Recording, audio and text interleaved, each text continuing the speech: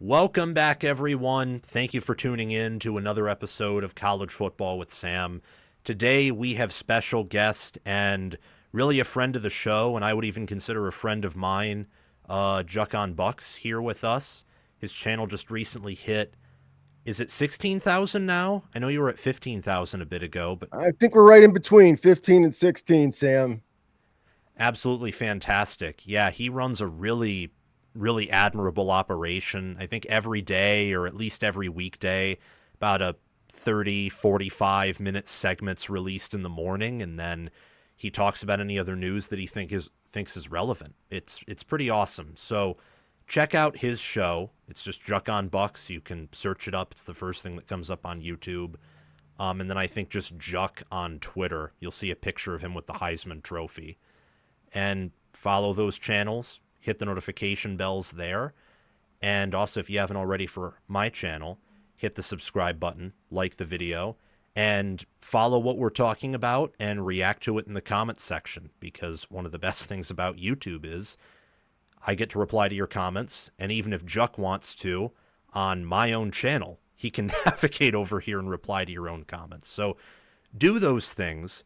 How are you doing today? Pretty doggone good, buddy. I had an eye doctor appointment, so I'm wearing my glasses, which I normally don't like because you can see the lights here that are reflecting in the glasses. So I've got a hat on to try to minimize that. But other than that, doing great, man. How are you doing? I'm honestly, I'm doing better than I was just a bit before we got on here.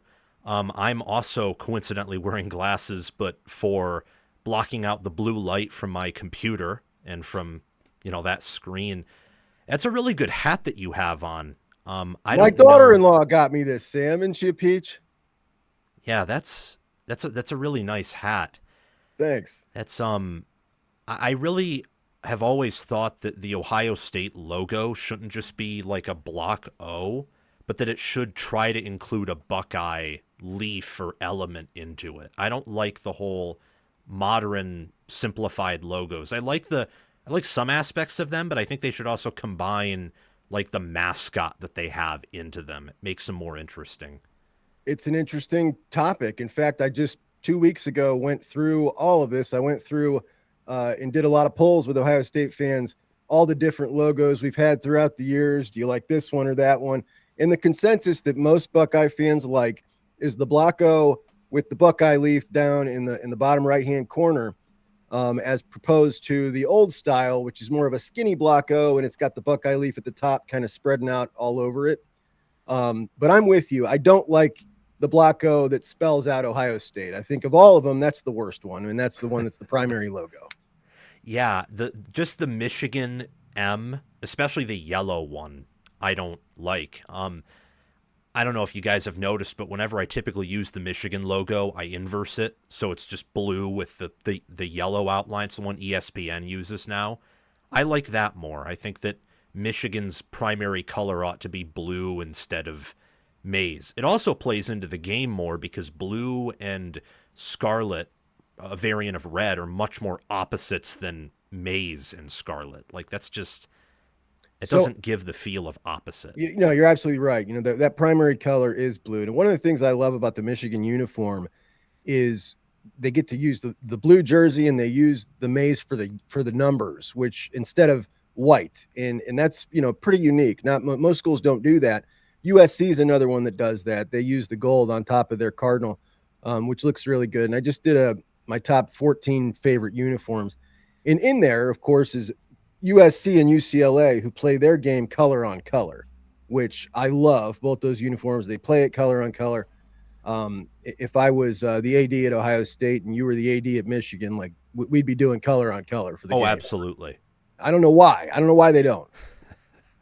Yeah.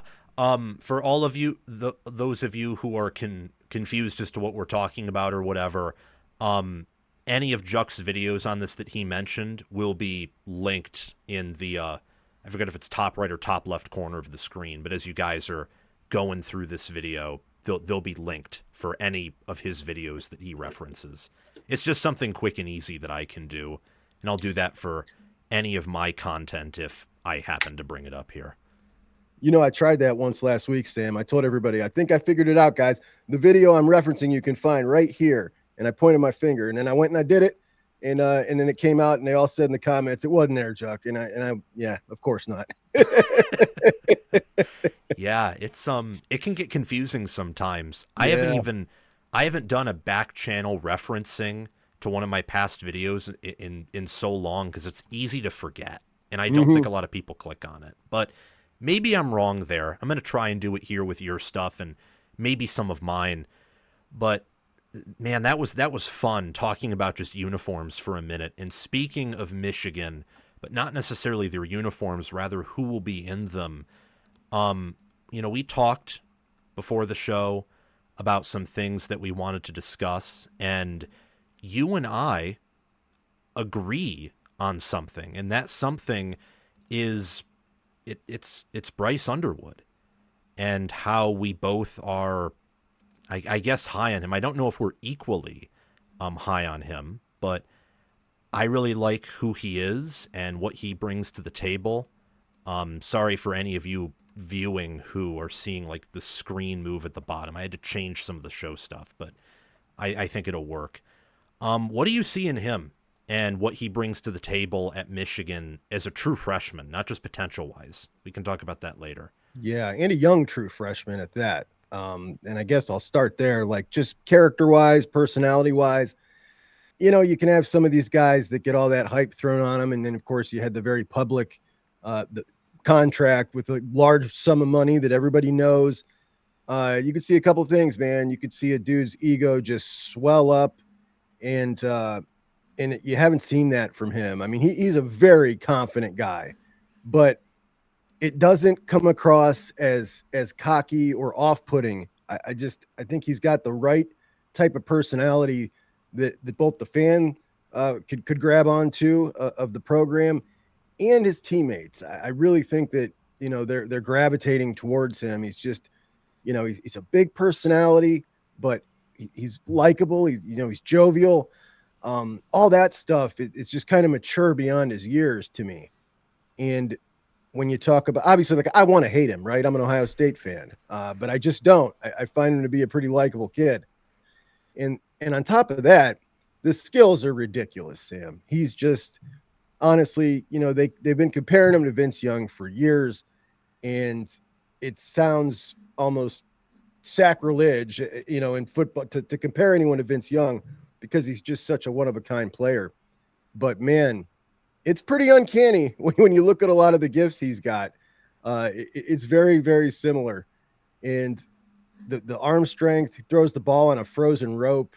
Obviously, there's a lot to learn and a lot he's going to have to learn. But with that mobility, it certainly helps to be able to learn that at your own pace as you go, learn how to be a good college quarterback and to be able to, you know, elongate your drives and everything with his wheels. I just think that he's definitely a plug and play type of kid. If I was Michigan, there's no chance I'd even consider not starting him because this isn't, in my opinion, a team that is championship caliber. So let's just give him a full year of experience from day one and just let it roll. I don't think you're going to squash his confidence if he messes up because he's just not that kind of a kid. Yeah, I agree with every bit of that. I don't think Michigan is a team that is contending for a national title. I think that this is a team that their highest goal at this point is going to be reaching the playoff. Like that's probably their ceiling is reaching the playoff and maybe at some point being in that conversation, but only because if you're in the playoffs in a big brand, people like to say you can win it all. Doesn't mean you can. Right. Like look at Tennessee last year. Tennessee was never Sure. never winning it all. Yeah, the Vince Young comparisons. I have a friend of mine who compared him to Jaden Daniels a little bit. I think they should start him from day one. I'm in lockstep with you there. How much of an upgrade do you think he'd be over Michigan's QB play from last year? I mean, you'd have to say it's a substantial upgrade. At least a couple of games more they win last year with him. I'd say because if nothing else, like he can threaten you deep, so you can't cheat him too much, and he can run. So, yeah, I'd say for sure a couple of games are different on the scoreboard last year for Michigan. They probably win the Indiana game for one. Yeah, you probably with last year's talent, I don't know. It's crazy to think about because of how bad that team looked at some points. But if they just had competent QB play, Texas and Oregon may have been the only. That feels dirty to say, but I don't think it's inaccurate. Texas and Oregon may have been the only losses. I don't know. It's a I shame that we'll mean, never get to know because their yeah, QB play was that bad. it really was. It was comically bad. It really Yes, was. it was horrible. I just watched the Indiana Michigan game, some highlights of it the other day, and I mean Warren was just overthrowing guys or messing up left and right, even though he'd kind of cooled on the turnovers at the end of the year. Mhm. Yeah, if Michigan literally had Shea Patterson in that game, they win, and they may have won by double digits. It's crazy. It is. It is. But I remember what Michigan fans were saying about their quarterbacks preseason. They were real excited. Oh, it was bad. I mean, I never thought that they were going to be great, but I certainly thought they'd be much better than they turned out to be, which is sad. I wish that I would have nailed the fact that with recruiting and the fact that McCarthy clearly developed himself, that it was a disaster waiting to happen. It was so bad. That Texas game it was maddening to watch. It was I felt like I was personally being emasculated while Oh, watching that game. It was horrible. It was, we remember that so differently, Sam. yeah, I really enjoyed that game. yeah, yeah. I would expect so. I know that my Texas buddy who actually went to the game had a really good time, for sure. Oh, yeah, I'm sure. Yeah. So, in regards to Michigan as a whole, they take steps forward at quarterback. What do you think about the rest of the offense and the defense areas that you think will take a step forward and also areas that'll take steps back? Yeah, I suppose. I mean, honestly, I don't have as much faith in that defensive line as you do. I know you're really, really high on that D line. There's just similar to the Ohio State line. There's a lot unproven there to me, and I'm just not ready to dive all in on them. And I think it's when you lose a couple of dudes the caliber they had, there's always going to be a step back. It's just a matter of Absolutely. how much is that step back, and I think they'll be really good in the Big Ten. They'll be another really top 3 or 4 unit for sure. I've seen a lot of people saying they're going to be the top defensive line in the Big Ten. I mean, if that happens, I'll be really surprised, but it's not out of the realm of possibility. The secondary looks like it's a little bit questionable to me. Offensively, I really wanted Justice Haynes in the transfer portal at Ohio State. He was their first target, so it would be hypocritical of me to go back now and say he doesn't got the goods. I think he does, and I'm kind of excited to watch him play. He didn't do a ton at Bama. He was obviously a really highly rated dude coming out of high school, set a bunch of records in Georgia, and it just didn't work out for him for whatever reason. But I mean, I've seen him practicing, and everything looks there. Like it all looks like it should work really well in their system.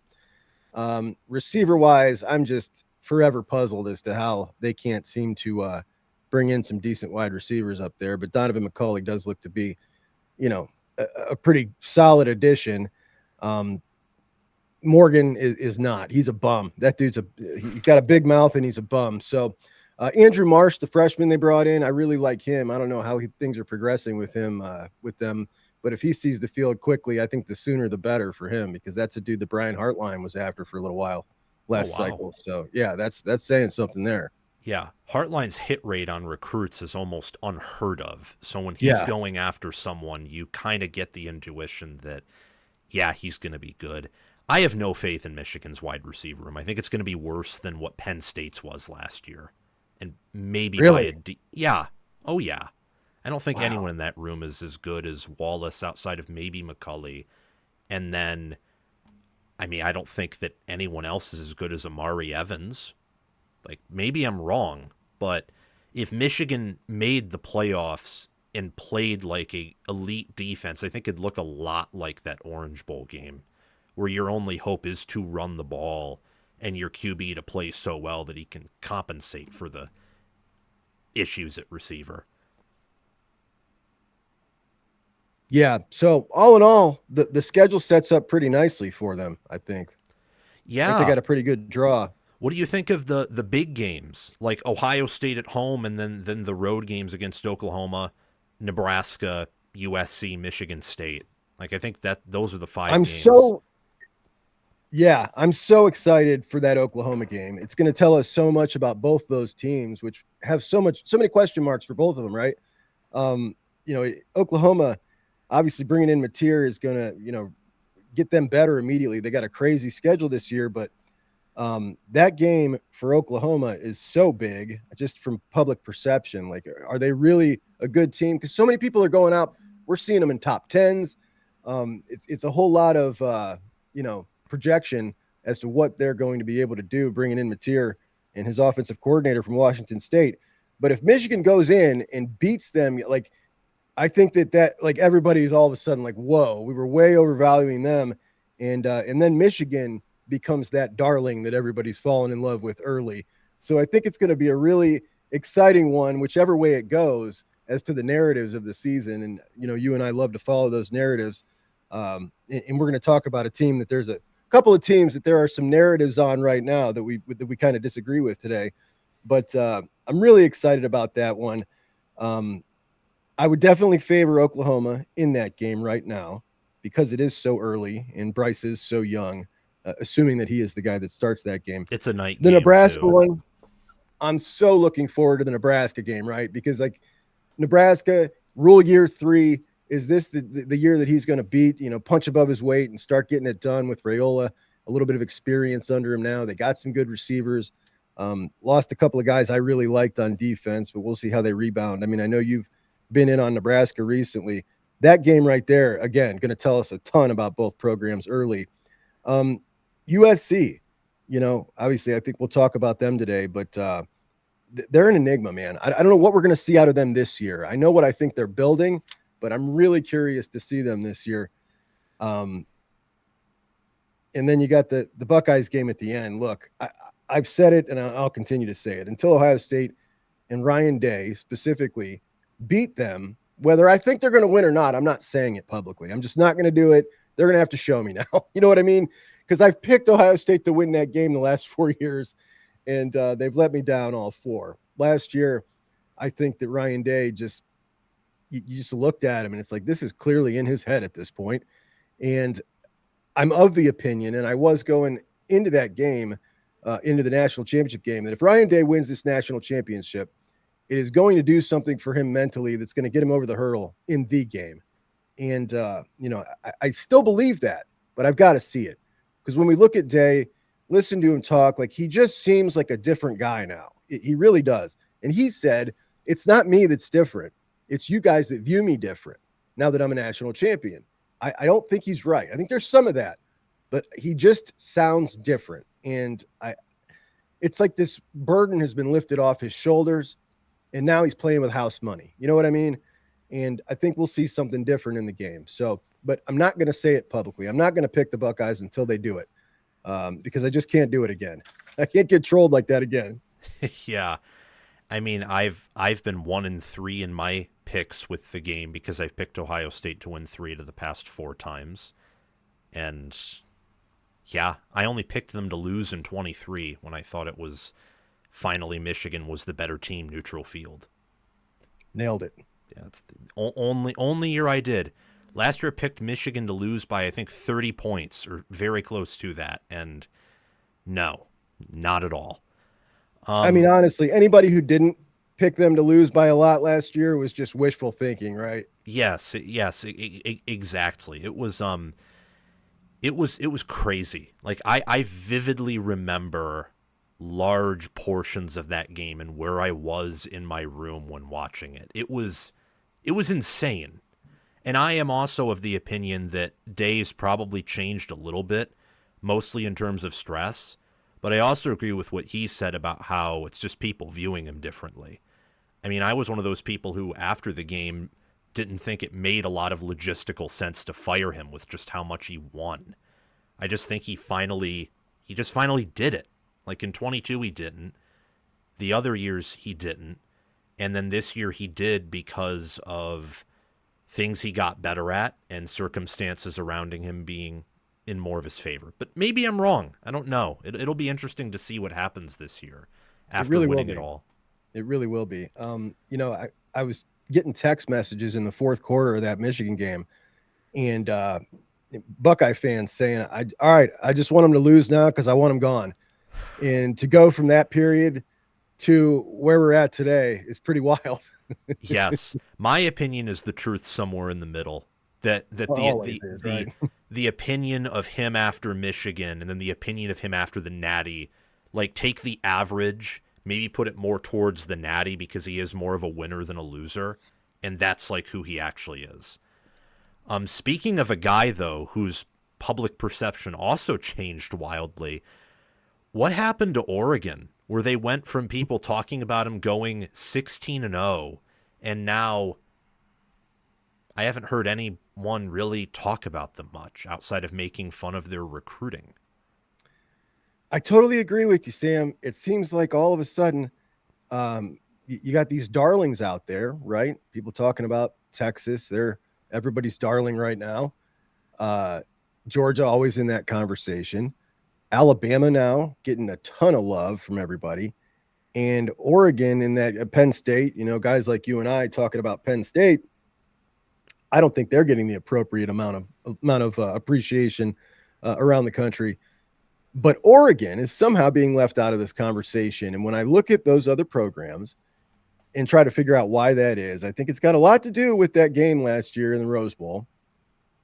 And I think people still view them as kind of a program not like Texas, Bama, Georgia, Ohio State that reloads. They still think of them as more of a portal team. But I got bad news. When we look at Ohio State and Alabama and Georgia and Texas, they all took either 10, 11, or 12 transfers. Oregon took 11.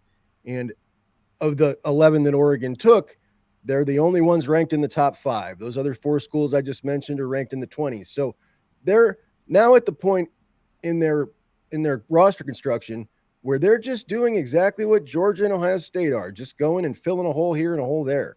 They're done with the overhauls. And the fact that they are confident enough in their roster to only go get 11 guys when they can go get as many as they want, we've seen how they operate in the portal. They went out, got a few guys, high quality dudes, and we know the dudes. And I think that they are absolutely now, from a roster standpoint, right with all those guys.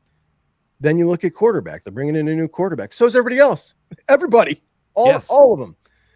The only one that's not in that conversation would be with Penn State and Clemson and LSU. Like the rest of those teams that are in the talk of teams that could potentially win it all, they're all breaking in a new quarterback. Most of them a young guy, just like Dante Moore. And a lot of Oregon folks have a lot of faith in Dante Moore. I kind of do too, because I got so much faith in Will Stein. And now that he's been there for 2 years with Will Stein, it just, it wouldn't surprise me one bit, even with the really sad loss that just dropped of Evan Stewart. Like, they got dudes on the roster at wide receiver. They've kind of been loading up there. I think maybe we could finally see Jurion Dickey do something. That's a kid that was something coming out of high school. I've been surprised we haven't seen anything from him yet.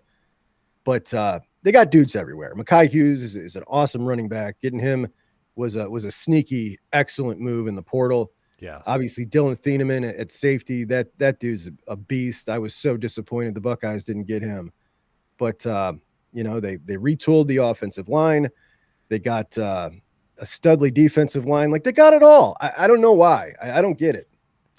Yeah, you see I've seen a lot of people rank Illinois ahead of them in preseason rankings. And I think that Oregon would beat Illinois by 40 points if they tried. Like that game would be over at the half. I'm with you. Yeah, I don't think Illinois has what it takes to hang with that team. No, Illinois is just a bunch of above average players with experience, which is valuable. Very much. But Oregon, and I feel the same way with Ohio State, were these teams that are young and aren't perfectly constructed, because heck, no one is in this era anymore. It's almost impossible. they'll start off the year maybe shakier than some of these teams that have a lot of experience, but as the year goes on, they're gonna lap them when those good players finally get experience. That's kind of how I view Oregon, where a lot of their secondary, their two deep are freshmen or true freshmen, but they're also talented, and I love all their coaches minus Lupoy, so I think they'll develop as the year goes on. And I don't get why people aren't talking Absolutely. about him. Like that's something that Yeah, to me is nonsensical. it totally is. It totally is. But, much like Oklahoma, people get their darlings, it spreads around, and then everybody feels a little more comfortable putting themselves behind it because they heard this guy say it or that guy say it, and they become the trendy thing. And it's always annoyed me. I always try to go against it whenever I can if I disagree really loudly. Um, the interesting team this year, I think, Sam, is Indiana. The You and I have different opinions on Indiana, but I've seen vastly different opinions on Indiana. You look at, I think they're in your top 10. We look at something like the Vegas odds, they're like number 32 to win the national championship. It's just all over the board on this team. I think they're the team with the single most variance of any team out there as far as opinions, from the worst to the best. And it's pretty wild because they have, like, if we're just looking at the roster, just looking at what we know about the team, the coach, they have what it takes to be that top 10 team. But then you got that tinge of doubt there. Like, how much was that real? Like, they beat badly a lot of very average to below average Big Ten teams. And they played a tough Michigan team, called a game Michigan team, and very easily could have lost that game at home. Yep. And then they played against the two teams that played in the national championship game, right? And they got beat down as anybody else would have, most likely. So how do we know, right? And I think there's a whole lot of people taking that sit back and wait approach, which is where I'm at. I think I had them like 22nd ranked team in the country because I think I'm somewhere in the middle there.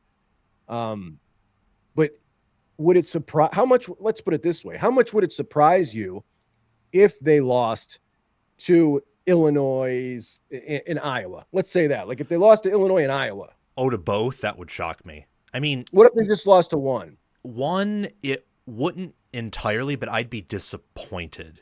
Maybe a little Do bit you in myself, but So when I look at their schedule, like Oregon and Penn State, I'm chalking those up as losses immediately. And then I'm looking, very okay, fair. who else can give them a game? And it's Illinois and Iowa, in my opinion. So Illinois probably closer to giving them a game than Iowa. But if they lose either one of those and they're 9-3, then to me, I'd say that most people were right. Like, yeah, they've taken that next step in the Big Ten, clearly, but they're not at the level of competing for a Big Ten championship yet. Yeah, that makes sense.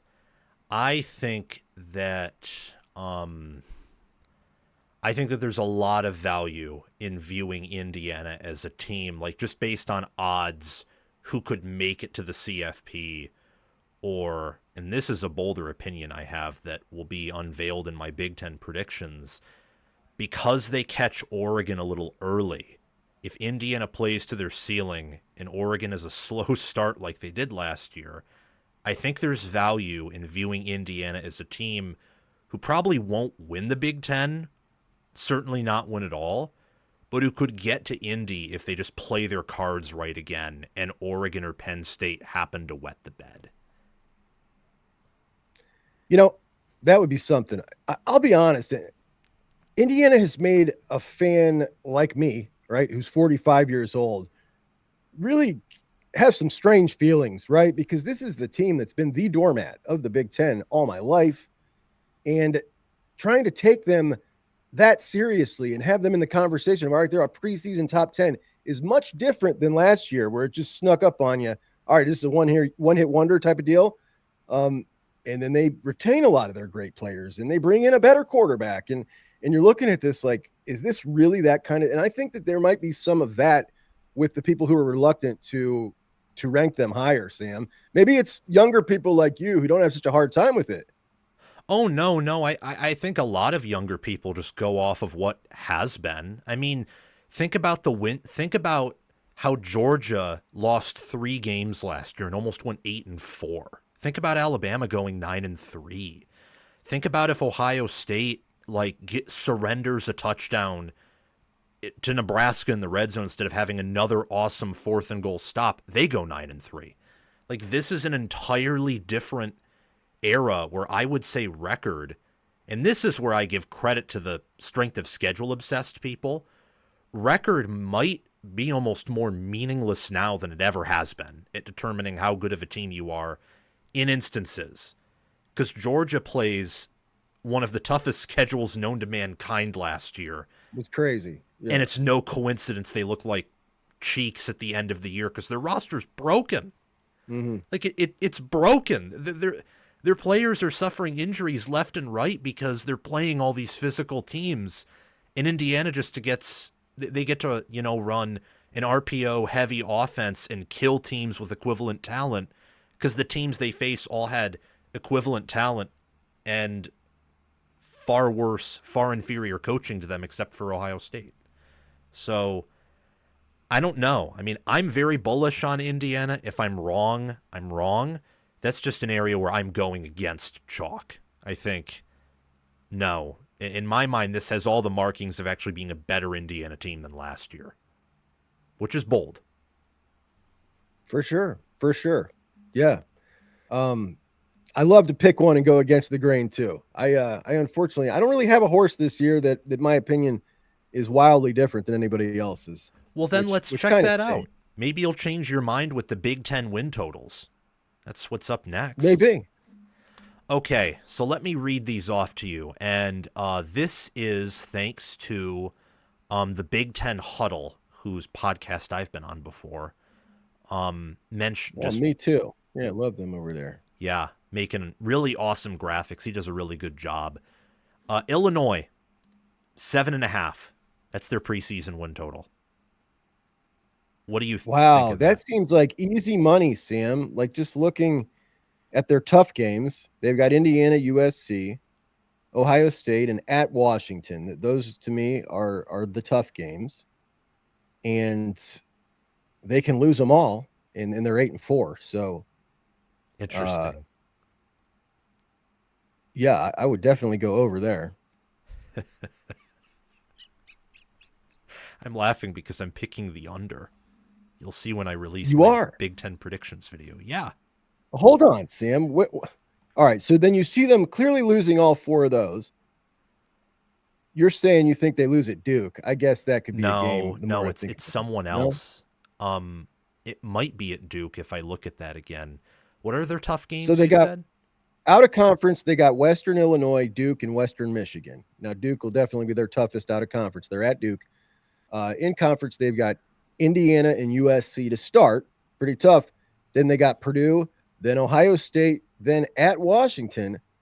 Those are tough. And then they finish with Rutgers, Maryland, at Wisconsin, and Northwestern. Oh, I have them losing to Wisconsin in addition to the 4. When I look at Wisconsin, Sam, with that schedule at the end of the year, I'm thinking, man, that's going to be a whooped up team.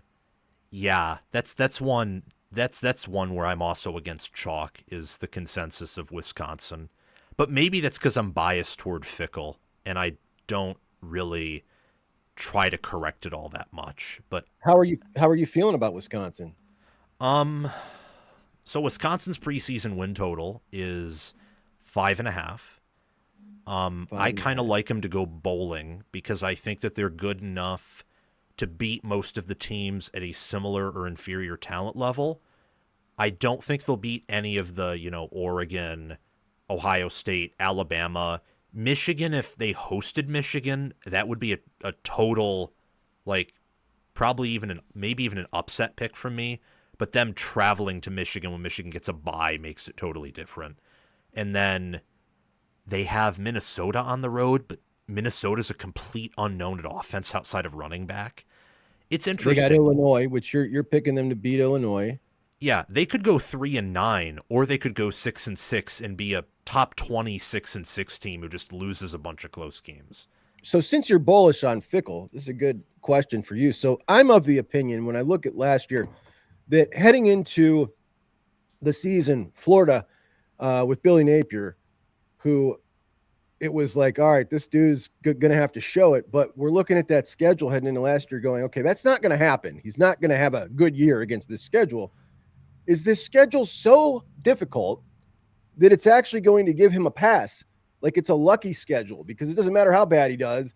If he just plays tough, he's going to get a pass. And they ended up playing tough down the stretch. He gets a pass. Fickle's schedule, hear a lot of people talking about if he doesn't do it this year, he's got to go.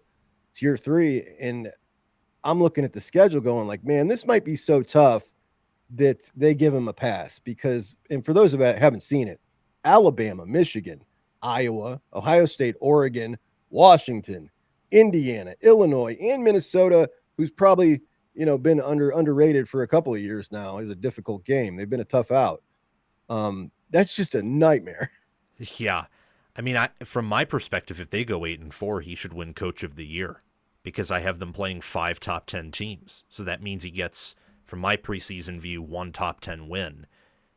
I think if he goes 7-5, he should be in that contention. I think if he goes 6-6, he's safe. Maybe I'm wrong, but with that schedule, like you said, you go 6-6, you beat 1 or 2 competent teams. And because of how, Michigan, I don't think their coaching staff is top 10 or even close. I think that Indiana has some talent deficiencies, naturally. Alabama, I think, is more of a mess than people want to admit. Ohio State and Oregon are young. They will probably play a lot of those teams respectably for half the game or more, I think, especially with what they've done on defense in the portal. So he's a guy, obviously, I got a ton of respect for, and I've been rooting for him. I've always kind of somewhat rooted for Wisconsin. I got family in Wisconsin. I spent a couple summers there. So I've always wanted them as a team in the Big Ten to do well. Of course, unless the Buckeyes were playing them. But you look at the mistake bringing in Phil Longo and trying to change their identity or evolve their identity. And it's almost like, all right, so we've scrapped that plan. We're starting at square one here. I feel like you got to give him 2 years or you might as well just move on now because this is really the start of it. So it's almost like give him 2 or don't even bother. Just get rid of him now. You know what I mean? Like if you're only going to give him 1 year, now that he's changed the offense again, it just makes no sense. It's like Riley with Lynn. You're no longer in year 3, you're in year 1. Right. You're blowing everything up and then bringing in new food. So that's a great point I didn't even think about. Yeah, they unless they completely collapse in September, I don't think they should fire him. I don't. I mean, this if Michigan had this schedule where they played themselves on the road, Indiana on the road, Oregon on the road, Alabama on the road, I would pick Michigan to go 8-4 or 7-5 with this schedule. And then if you tell me that Ohio State plays to their ceiling in the game and Michigan doesn't punch above its weight class in that matchup like it has in recent memory, then 7-5 or even 6-6. Like this schedule sucks. Yeah. No one should deal with this. It's kind of awesome. I'd love that schedule. I love tough schedules. I think it's so much fun as a fan to get to have that.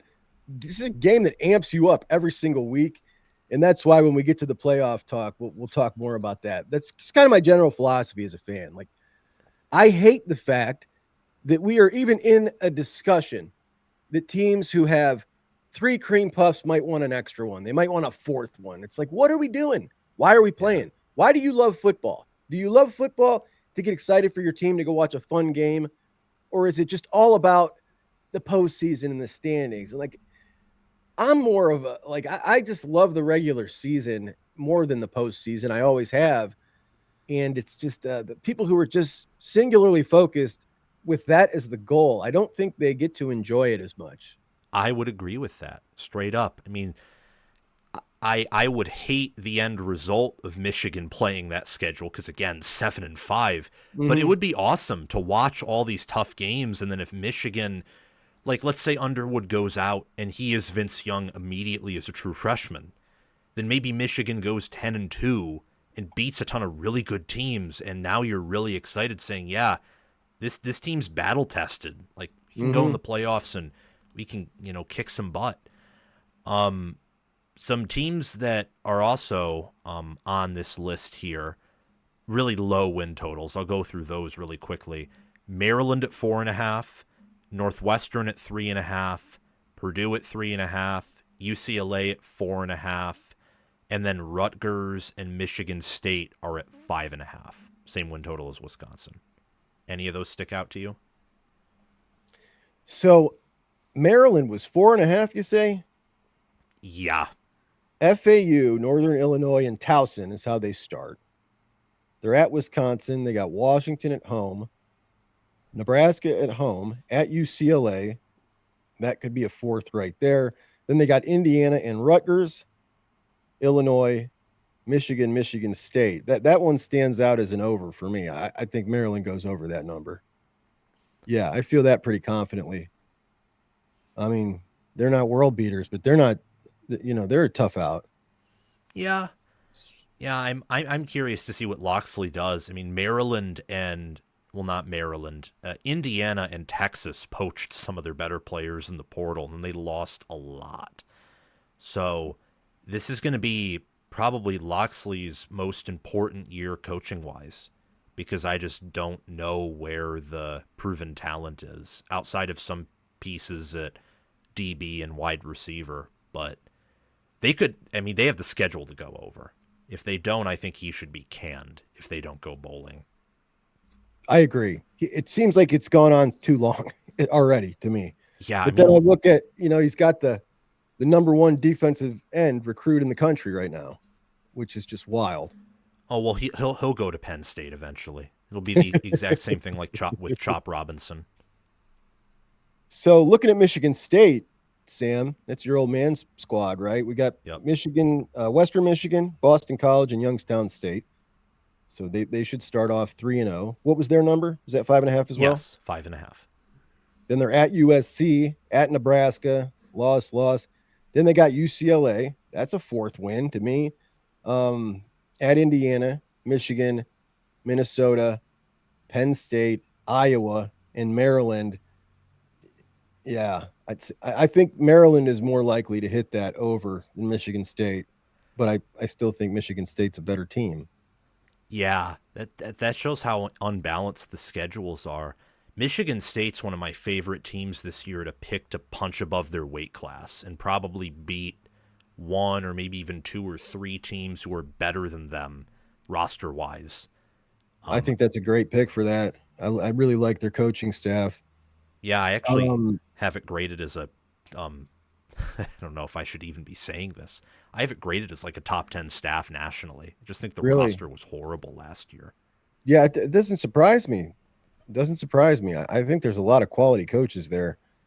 Give him some time, and they're gonna turn it around somewhat. I don't know what their ceiling's ever going to be anymore in this era, but USC's got a really tough schedule. Sam, what's their win total? About 7.5. Yes, 7.5. Same win total as Washington, Nebraska, Iowa, and Illinois too. All those are 7.5. Right. Okay. So USC, Missouri State, Georgia Southern, Purdue, Michigan State, Eastern Illinois, or is that that's at Illinois. At Illinois. They also got Michigan, Notre Dame, Nebraska, and Oregon at Oregon. Yeah, that's a doozy, man. They could have a pretty good season and be 8-4, and people would be really mad. USC fans would probably be mad about it, but it would be a pretty quality season. Yeah. I think I'd take the under. I'm not buying it this year. I'm buying what they're building, Sam. When we look at their class this year that they're assembling, and it's, obviously the hot talk around the country, what they're doing in recruiting. And the pushback is, well, this is how it started last year. This is very, very different than last year. They got 27 guys in the class right now. 17 of them are from California. That class last year, they were trying to put together, all the top dogs were from out of state. They currently have like 7 top 100 players. Of their top 8 players, 4 of them are from California. So Last year, it was all dudes from out of state that were committing and right there up at the top of the class, and they eventually skedaddled. And, we know how that all went. Didn't go well. This is different. This is a majority California class, and then they've gone out and picked off some big time dudes. One of them right here in my city, which was made me really mad. But obviously that huge deal for Mark Bowman. Did you see the number on that, man?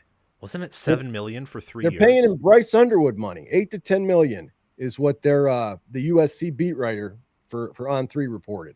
Wow. And that's like, man, just positional value for a tight end. It seems like they're just really investing some wild money into this class. And they're saying, like, this needs to be a total overhaul. And we're going to make it happen come hell or high water.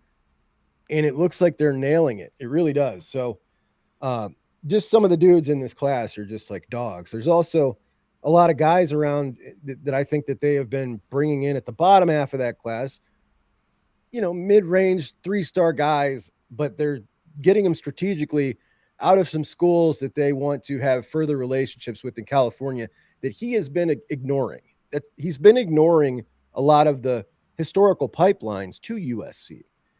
And he gets the dude in from what's his name, Chad something or other from Notre Dame, and I think they sat down and they came up with this strategy. Let's lock down California. Let's go pay to get some big time dudes out of state and see where we go. And people talk about California losing talent. Yeah, they've lost a lot of talent. They're not as good as they used to be, but it's still the 4th ranked state in the country for talent. There's still a ton of ball players, and no, they don't have big bodies, but they got tremendous quarterbacks, running backs, wide receivers every year. You can build a heck of a roster focusing on California. I actually think from a Big Ten fan's point of view, if someone like, say, an Ohio State or a Michigan fan, I think this is a good thing. I think this is a good thing because what Oregon was on pace for, we were just seeing it go up and up and up with them owning California and then going and picking off the best that they could around the country. And we could have seen Oregon go from, really good to elite. I don't know that there's enough of that talent out there to support both of them that either one can get to that level. I think they can both be really, really good at the same time. But for one of them to get to Pete Carroll USC level, I don't think one of them is going to get that way with both of them out there. Yeah, that's something Chris Drew was just on my channel, did a show together. It was awesome. He was just telling me about that. And I think you guys are much more involved in recruiting than I am. I'm trying to get, into it more. Something that I was talking about with a guy who also follows it closely, and I asked him if I was insane for thinking that because of how much money Oregon has, and also with how much money USC's finally mobilized, if it's insane to think that both of them could have like a top 5 class at the same time. And he said no. I don't know if that's right or not. I'm curious to see, like with what you said, now that USC is trying to lock down California, I'm interested to see if Oregon recruiting drops off or if what they do is they just say, okay, we'll go east. Because I know that whether it's Clemson or whether it's the Florida schools minus Miami or some SEC schools, I know that Oregon definitely has bigger pockets than they do. It's like with Texas. Like Texas can outbid anyone in the SEC.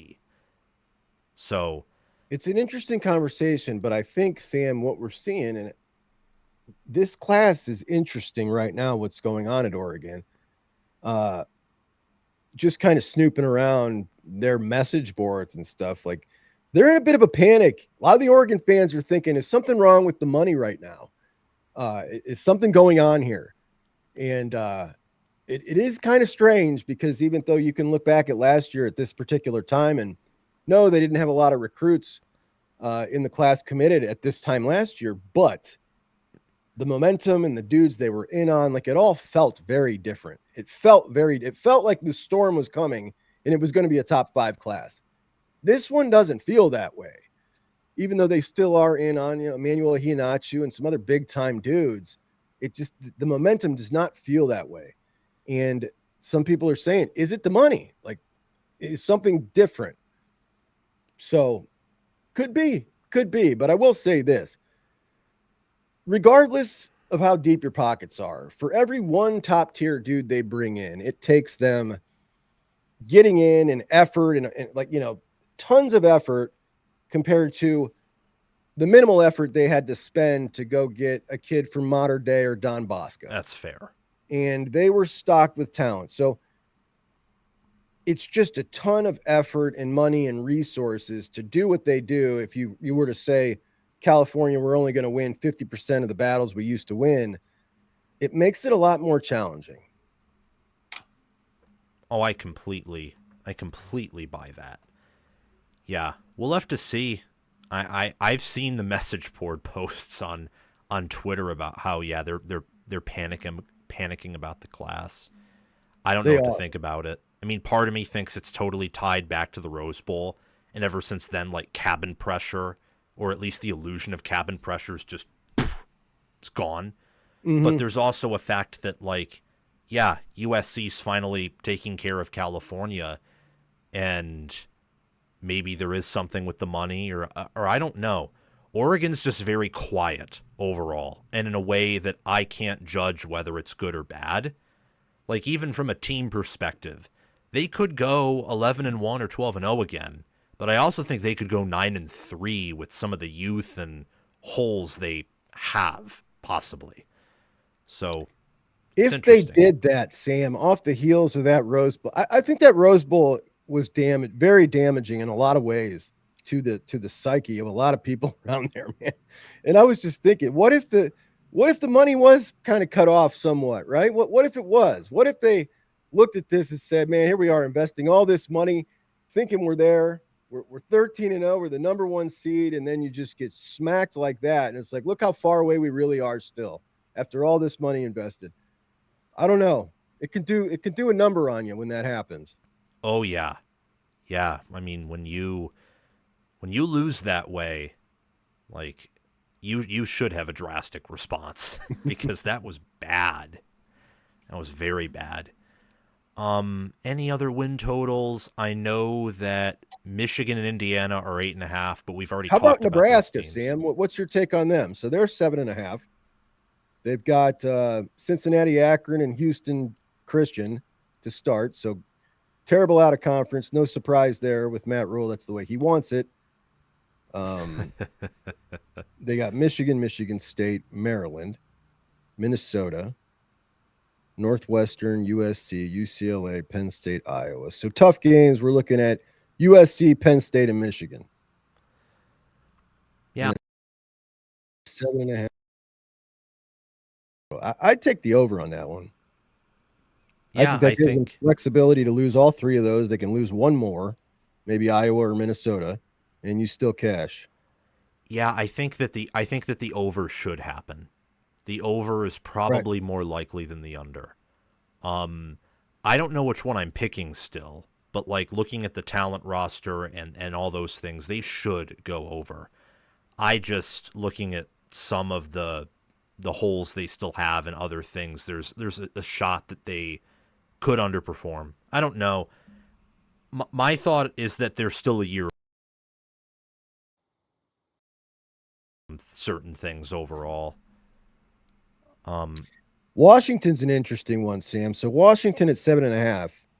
When we just look at their tough games, they've got Ohio State, at Michigan, Illinois, and Oregon. Let's say they lose all four of those. That means they cannot lose one more game, and they've still got Washington State, which can be a tough one for them.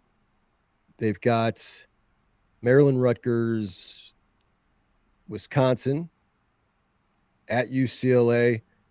I don't know. I mean, I know Washington is, I believe in Jed Fish, and I really like what they got going on. And it's obviously, to me, one of the top 3 home field advantages in the Big Ten.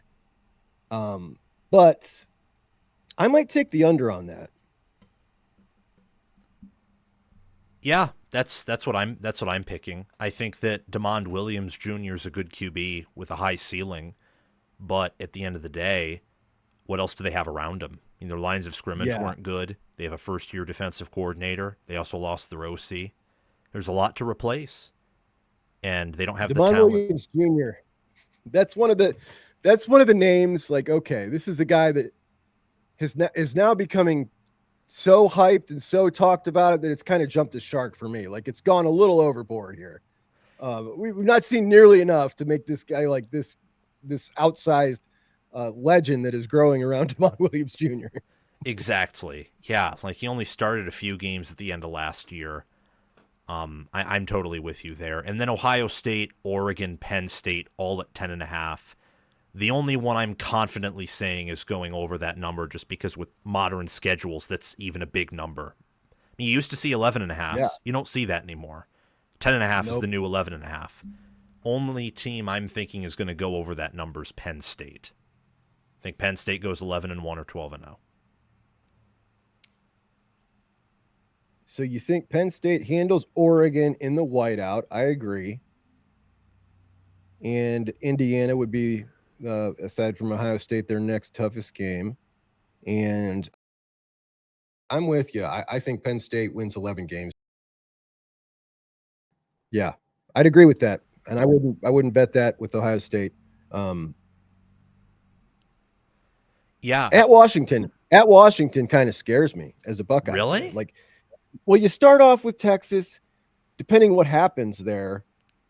If you end up losing that game, and then you got the two cream puffs before you head out to Washington, I don't know. I just think you could get caught sleeping potentially. It's just a tough place to play. It's just we've been out there a couple times that I can remember in my lifetime that Ohio State's gone out and played at Washington. It's just always a tough chore, and it scares me. It's a scary place to play. I was thinking of going to that game though. Interesting. That'd be Maybe a really I'm fun trip. underestimating Washington or their environment, but my feeling about that game is that unless Texas comes in and just emasculates Ohio State and it's over by half, I wouldn't be too worried because in my mind, Day only loses to quality teams, usually, with literally only one instance of that not being true out of 80 games. I mean, it's just insane. And then I think Washington's a year or two away roster-wise. But that's just me. If it happens, how it would happen is that Sayan's not ready yet and Williams is. And then because of the Pacific travel, that just messes up enough things to where Washington's on and Ohio State isn't. Yeah, it's real, and kind of also have to factor in Day's career in the Big Ten. Like, how many very difficult road environments has he had to go to play a team that was, not quite as good as him? That's Not true. been many. There's not been many instances of that. And when we look back to those games that, the shock losses that Urban Meyer had against Purdue, against Iowa, those were night games at a charged up place. And that's going to be a charged up place for that game. Do you think, are you thinking the same thing with Illinois? Because I have more concerns. I wouldn't pick Ohio State to lose to Illinois unless it looked like Illinois was 2017 Wisconsin and Ohio State couldn't find their identity, which I don't think will happen. But Illinois is very experienced. That will probably be, night game or not, that place will be full. And they have experience in a really good QB and the high potential on defense. I just don't think that game is going to be. I think Ohio State pulls away pretty healthy in that one. I just don't think they match up well for the Buckeyes. Really good team, though. I do think when we look at last year, they did. You can call it luck or whatever, but they got away winning some games that maybe a whole lot of games that were close at the end, and you can say a lot of that's coaching. I think Bert's really good, but a lot of times the next year we see that kind of fall back to earth, and I don't want to take anything away from them. I think they are a really good team, but we could potentially see that fall back to earth. Yeah, absolutely. That's why I'm picking the under. I'm going full. It's coming back down to earth, and I'm picking the under, especially since we saw this with Iowa. Iowa returned everyone after they won 10 games in 23, and they were way better in power ratings, but they went 8-4 because they lost almost all their close games. And unlike Iowa, I don't think Illinois has an NFL O-line, an elite DC, or Caleb Johnson. They have Luke Altmaier, but that's just one out of that, combo of three that won them a lot of games. Those are just my thoughts on Illinois overall. Ohio State is going to beat Texas. Think so? Yeah, I really do, Sam. Really, really do. It's going to reset the way a lot of people feel about Texas. I'm just getting so sick of this overblown love for Texas. Interesting. So you're kind of on not exactly the opposite train that I am, because I think Penn State's number one and head and shoulders above everyone else. I think the only reason Ohio State plays Penn State competitively is because Day's better than Franklin and there's a mental edge. If you change the logos, I think Penn State would treat everyone kind of like a punching bag. But I have to see it to believe it, because Ohio State's just beaten them every single time since 16. And 16 was kind of a flukish win. But I have Texas pegged at number 2, and I think that they have they've done the best job in my mind of roster construction over the past 2 years. Yeah, they're a really good team. They're really well put together. I also have Penn State number 1 and Texas number 2. But what do I got? Ohio State 3 and Clemson 4. They are very similar teams. There's something I'm starting to come along to the fact that Julian Sayin might be a really special quarterback. And if he is, and you put him in there, I think we're going to see it pretty quick. At home, I don't think Texas is winning that game. And the fact that Ohio State is still the favorite in that game, I think it says something too. Yeah, I'm excited to see that week 1 game, because that'll tell me a lot about whether my opinions on Texas or Ohio State are wrong. I think that the teams are young enough to where, of course, they can grow out of what they are in week 1. Right. But I also think because of how much they lost and how much they've lost over the past few years, they might be thin enough at certain positions to where what they are in week 1 in part is inescapable.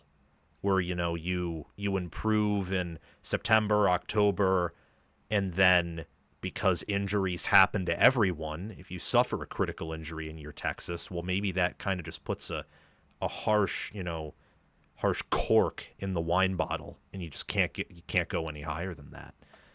How much do you think Ohio State wins by? I could see them winning by a couple possessions, Sam. I mean, I really think that this is an interesting year, and we're going to find out. Does Ryan Day, like the culture that he's built, like, is there something to that championship culture? Like, all right, now we've done it. We see the standard. Everybody walks and plays with a little more professionalism and swagger. And we just might see it out of Ohio State. They've got some great players. We know that. A lot of the guys that are coming in that are starting now, like, they've already played quite a bit for the team. The only deficiency on the team is the 2 deep defensive line. I think there will be a drop-off in the starting defensive line play. But the only spot that scares me is the 2 deep of the defensive line. Outside of that, every unit I think is really, really, really good. And I love what Day has been able to do. It just feels like such a unit. And I think I'll not be surprised at all if they are able to repeat this year. I really won't be. Yeah, they have the talent to do it, and it helps when you have the 2 best college football players.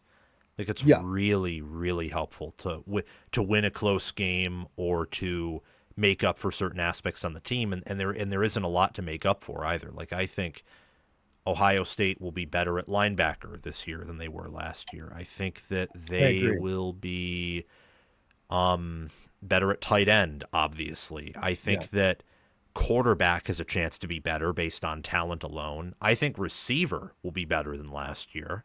I agree. Um, I think that I I I think that corner I'm iffy on for maybe reasons that I don't know if I want to discuss too much because people have been calling me an Ohio State hater, but I do think corner will be at least similar. I would guess better with how talented the room is.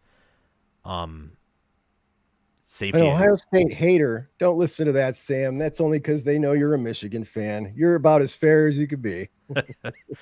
Yeah, well, yeah, I try. I absolutely try. Um, I mean, the only positions where I'm concerned about Ohio State, and by concerned I just mean in terms of more big games than small games, are the trenches.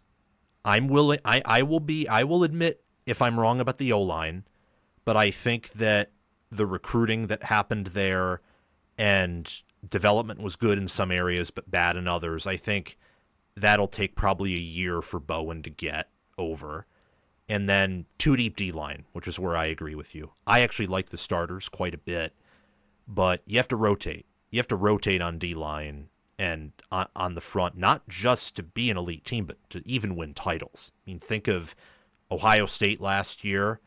I mean, they didn't rotate as much as probably Michigan the year prior, but they still rotated in the postseason.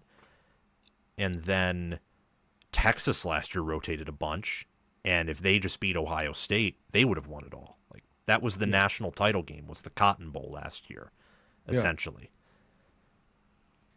Yeah, that's the one area. And I just when you look at Tyler Bowen coming in here and the instant juice and just the energy, um, but it's more than just him. It's what they did bringing in the entire offensive line staff, and it It was really like, is. what, five coaches? You got the Marcus Johnson from Purdue, who was their offensive line coach, and old Charlie from Oklahoma State was their offensive line coach, and Austin Fields from Virginia Tech was one of Bowen's offensive line coaches there. So they all are working under Bowen, and they all got on the same message. That was very important. And like, we're going to teach, and they went over every single thing, how they're going to teach it. They're all using the same terminology, and they sounds like they set it up really right, because that can get really really squared up and messed up if you got four different guys. But it sounds like they went about it the right way, and with all those hands on deck teaching, he's just focused on recruiting and coaching his coaches and being there for the guys. Like, he's doing such a great job. I think that we'll see them improve quick. The guys that need to get there, but it's the recruiting that is just obviously. I'm not a believer that you need to go get the Felix Ojo or the Jackson Cantwell to have a great offensive line. To me, it's all about continuing to load up an offensive line room with those top 200 type dudes, and they're going to get a lot of them this year, and they're in on a lot of them still. You got two in the class already that look like they're going to be like stalwart type guys.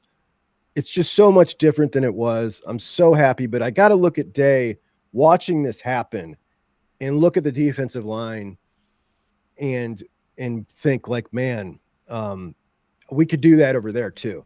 Now, the thing about this defensive line class, it's got to be big and it's got to be talented. They really need an impact edge in this class. They're in on those guys. They're in on several of them. And I think that looking back, we're going to say, all right, this is a satisfactory to really good defensive line class that makes us happy, because Day and Patricia are both involved with every one of those guys. That's crazy. That's their priority. They understand how different. Well, it's not really when you think about it, Sam, because they're recruiting guys that, if you look at it right now, if Larry Johnson was there when they graduated, Larry Johnson would be 77 years old. So they're going into this, I think, with the clear understanding that nobody's buying Larry's going to be there their whole career. So they've got to sell. The head coach has got to sell, like, you're playing for me. You're playing for Ohio State and me. He's your coach right now. And you got to trust me enough to know that I'm going to hire the right guy, because there's zero chance anybody who's committing to Ohio State on the defensive line at this point believes Larry Johnson will be there for their whole career. Yeah. So I think they're going about it the right way, but I'll be excited when they reshuffle and we see the new guy that comes in, and you get to see that energy that we're seeing on the offensive line, on the defensive line. That will be incredible. And since I'm kind of thinking that will be 2026, just because I can't see Larry Johnson being here for much longer, yeah, I think that year 2 with Bowen, hiring the new guy, year 2 with Patricia, if he stays for more than a year, in terms of if he has a good year, maybe he goes to the NFL. Right. I don't know. Like that, and they'll bring most of their starters back. That's huge. So before we talk about an opinion of mine that is intuitive and says that this 2026 Ohio State class could be 2021 level, could be better depending on if they land all the top guys they want or most of them. Any quick and final thoughts on, like, do you really think USC is heading in the right direction? Is there a chance it could all be fake? Not at all. No, I'm 100% confident in what's going on. 100%. Yeah. It's the same thing here. I think their defensive staff's elite. I think if they bring in a class like this, and if Riley gets the QB mojo back, which I'm sure he will. Last year was the worst offense of his career by a mile. They're definitely back to blue blood status within 3 years, I would say. Oh, yeah. I'm with you. Yeah, I think it's totally legit. We're going to be talking about them as a force in the Big Ten. It's no longer going to be like USC's popping up on, number 6 ranked team in people's power rankings in the Big Ten. Like, it's going to be Ohio State, Michigan, USC, Penn State, and Oregon. And that's kind of what we all thought it was going to be when we looked back at the initial announcement of the expansion, when Oregon and Washington hopped in there, and we're like, wow, okay, those 5 teams are wow. And that's what it's going to be. I think they're going to be back there. Yeah, they're going to be number 6 in power rankings some years, but not because they're bad, because the top of the Big Ten might just be that stacked. Yeah, it's pretty loaded now, man. It's pretty loaded up top. It's really interesting that watching the evolution of this. Like, it's kind of you look back to the Big Ten. I don't know. Looking back to when the entire SEC dominance started. It was kind of started at the Ohio State Florida national championship game. Like, before that, the SEC was not, people will say, oh, the SEC historically has been, no, they haven't. That's not, it started in that era, and they ran that dominance. But during that time period, the Big Ten was very weak after the couple of teams at the top. It's not that way anymore.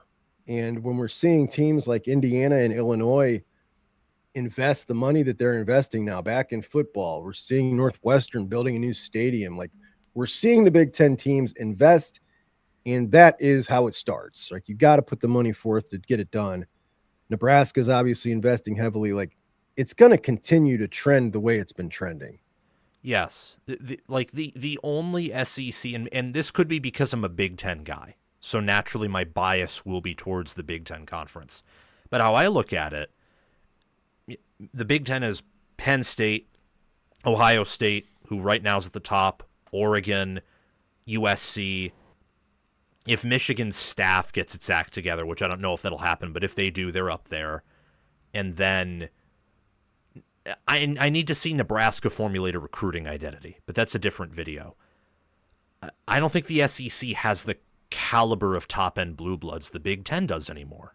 Or at least teams that, Oregon in 50 years, if Lanning is a dynasty builder, they then could be considered a program near the top. I think the Big Ten just has better teams at the top right now. Better programs at the top. So the thing about the SEC is when I look at I always have this because I come from.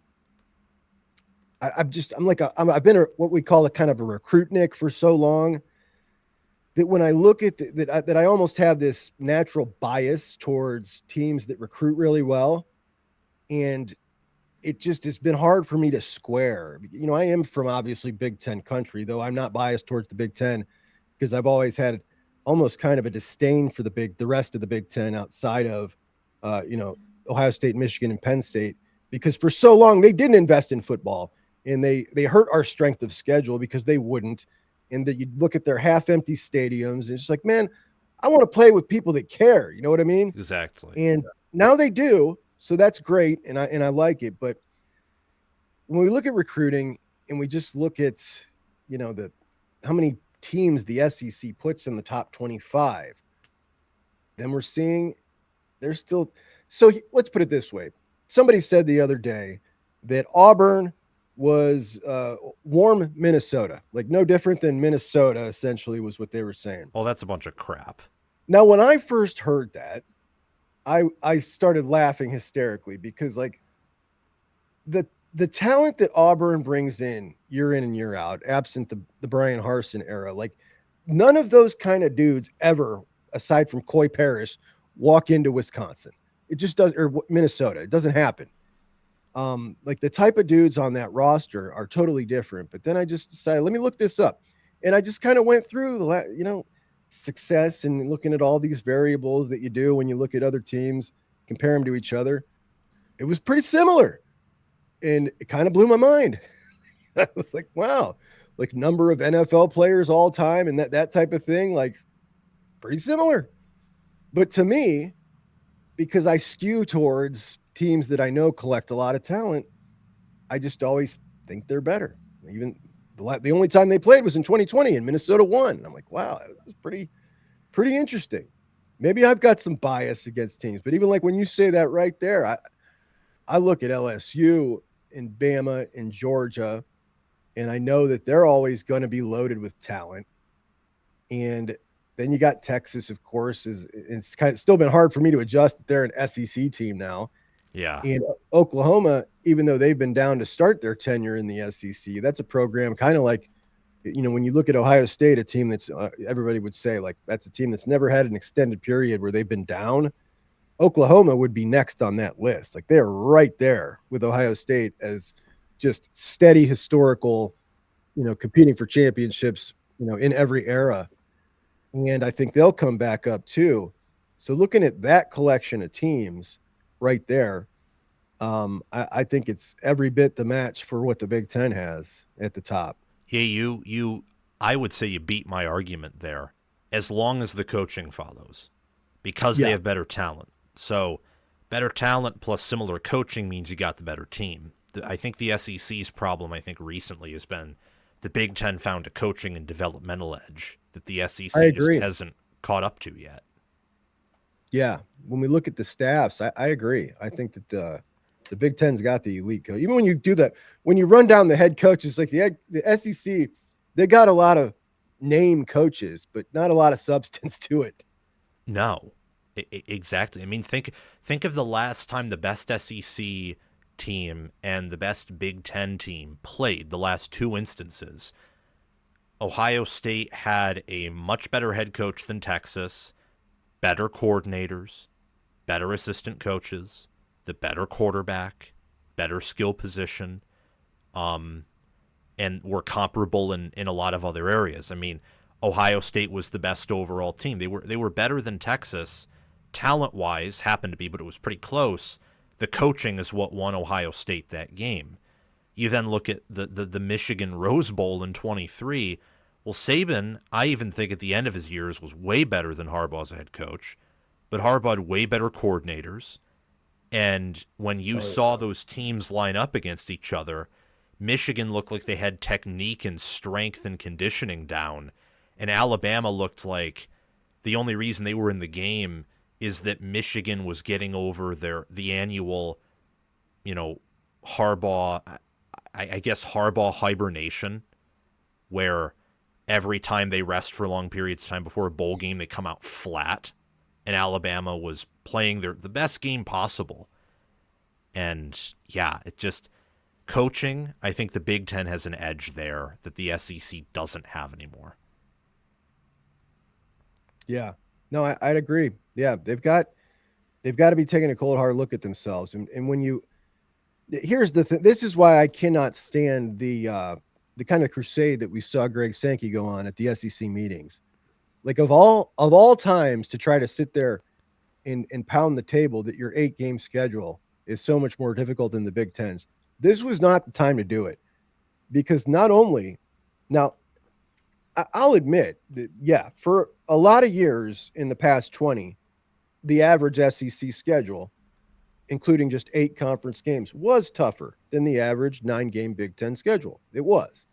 And people can argue with me all they want that extra game made it different. I just disagree. And I've been looking at these schedules side by side forever, and it made me mad. I didn't like to admit it. My team plays in the Big Ten, but it was.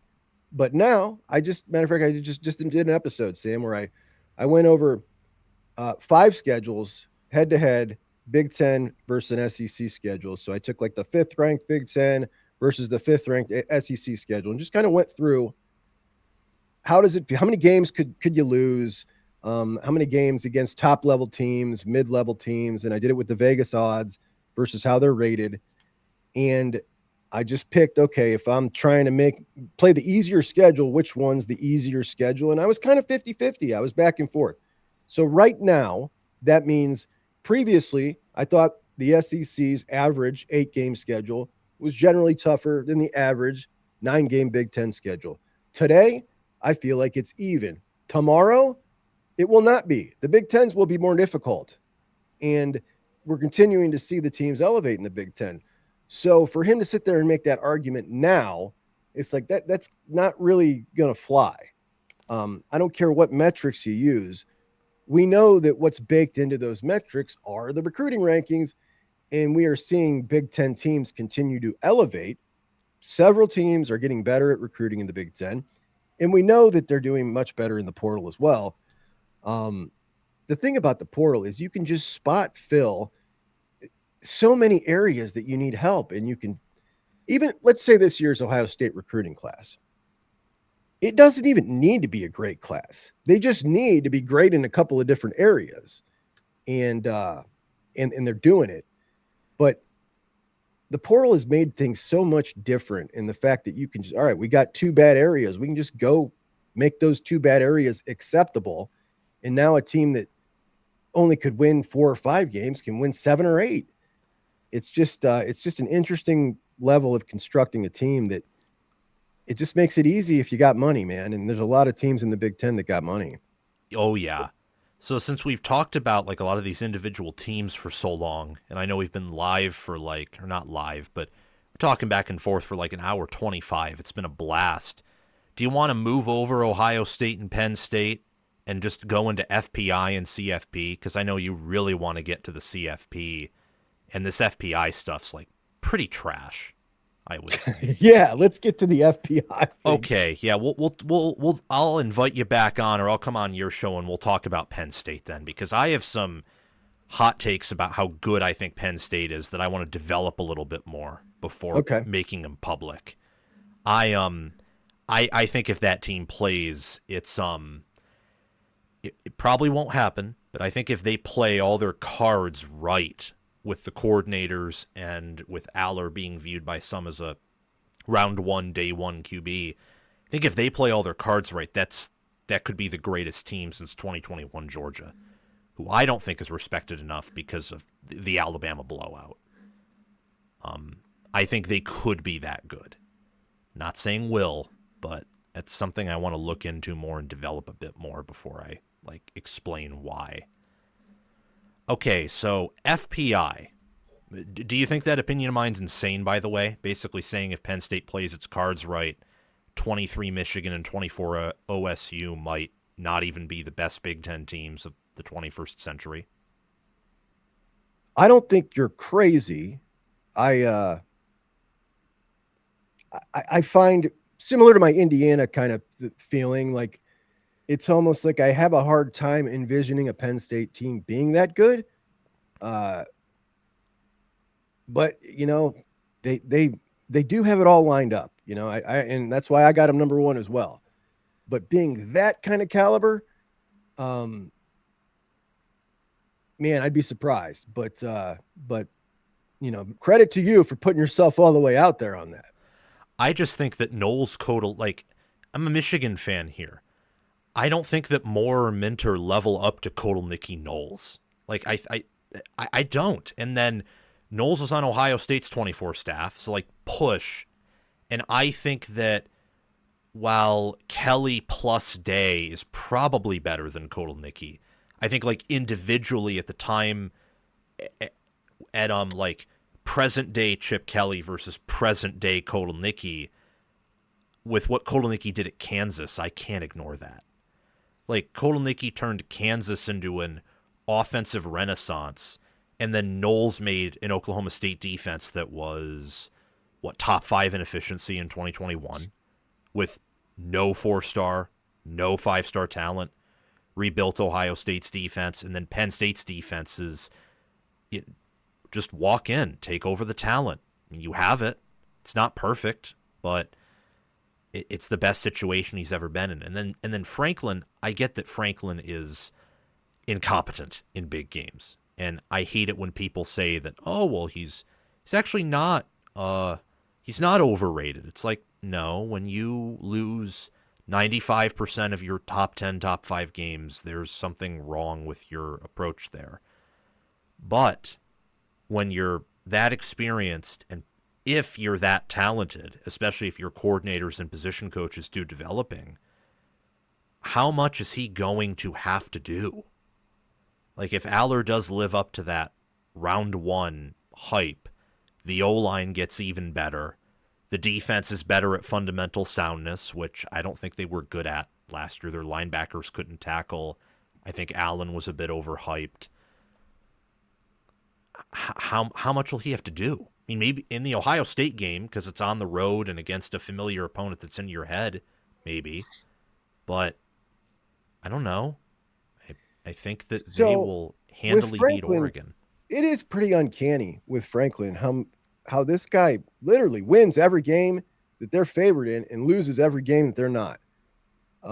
It's really weird. You generally see coaches balance that out. They'll lose some they shouldn't lose, and they'll win some they shouldn't win. The guy is consistent, if nothing else. The Vegas line has Franklin pinned, man. He is pinned. But I get what you're saying. I don't understand why the outsized level of respect for Kotelnicki. Part of me thinks it's because his name is fun to say, Sam. I gotta admit. It's a fun name to say. People said it all year last year because it's fun to say. I don't see a ton of substance. I agree with you about the Kansas situation, but at the same time, you kind of caught a lot of people by surprise with Kansas. Additionally, a great head coach. True.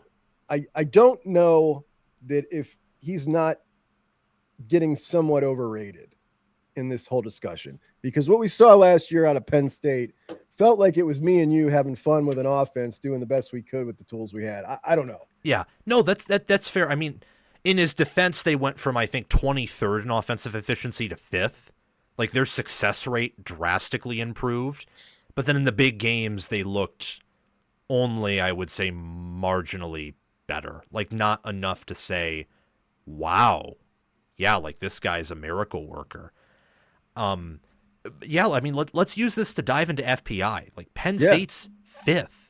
There's 7 points neutral field behind Texas per FPI. 7 points behind Texas. Yes. I mean, I think that's insane.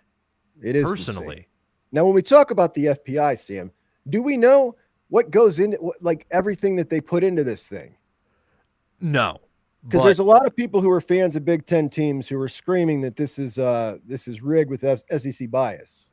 Well, because the SEC recruits better, and especially in the preseason, FPI really relies on recruiting ratings, especially at QB.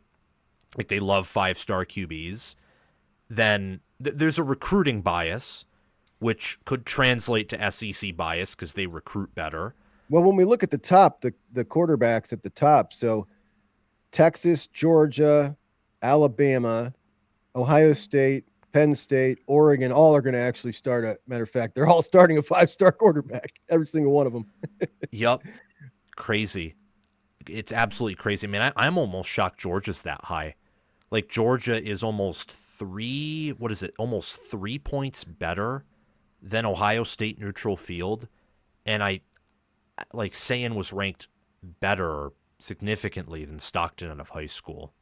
And Ohio State has, the two best players in football. Like, that's just interesting to me. Yeah, I don't know how they come up with this, but I will admit it was pretty jarring to see Texas, Georgia, Alabama. Then you see the 3 top Big Ten teams right below them. It was pretty shocking, and it sure made for some funny reactions, man. Yeah, I'm doing a video. I'm doing a video on it right after we get off this recording. It'll be a few days late, but I have a bunch of graphics that I've made, and I want to, talk about some of the things that I think I got right and wrong, like I do every year. But I mean, how many of these Big Ten teams do you think would be better than the SEC teams? Like, looking at the top 6, I think Penn State's better than all of them. I think that all the Big Ten teams are better than Alabama. I think the only question is whether you have Ohio State or Oregon ahead of Georgia. Like, how does that work out? I've got all 3 of these teams, Ohio State, Penn State, and Oregon, all ranked over Georgia and Alabama. I can buy that. Yeah, I do. So I know that you're kind of trending Georgia a little lately, and I understand the argument. I get it. I just feel like there's some other things that are going into I feel like Georgia has kind of peaked and is kind of stepping back a little bit. I feel like things are going backwards. I feel like Kirby's getting a little exhausted, and some things are slipping here in a few areas culturally with the program, and it just doesn't quite feel the same to me. And because the margins are so thin with these teams, they're all so loaded, that I think that's going to negatively affect them. And maybe 10 years ago, if their team was constructed like that, it might not have affected them as much. But we're now looking at 6 teams here with, you could almost put Notre Dame in there too, that are, annually these teams are going to continue to compete for national championships. And it's pretty wild. And I've got Clemson in there with them as well. But what I found interesting on their rankings here was how low Clemson was, and LSU, to be honest, in Texas A&M, the love that they got, that was like, wow. Yeah. I think A&M's was returning production because they're towards the top 10 in returning production. Clemson shocked me that they were lower than A&M. Yeah. That was weird.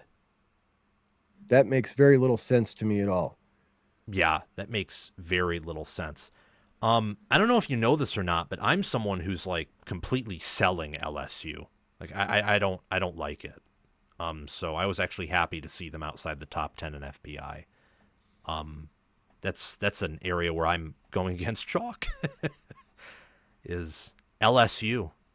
But they were, 12th, I think, is appropriate for the recruiting they have, and they could be higher.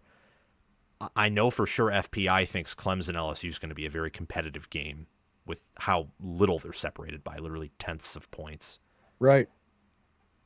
Yeah. Right. I think Clemson's substantially better than LSU. I'm way higher on them.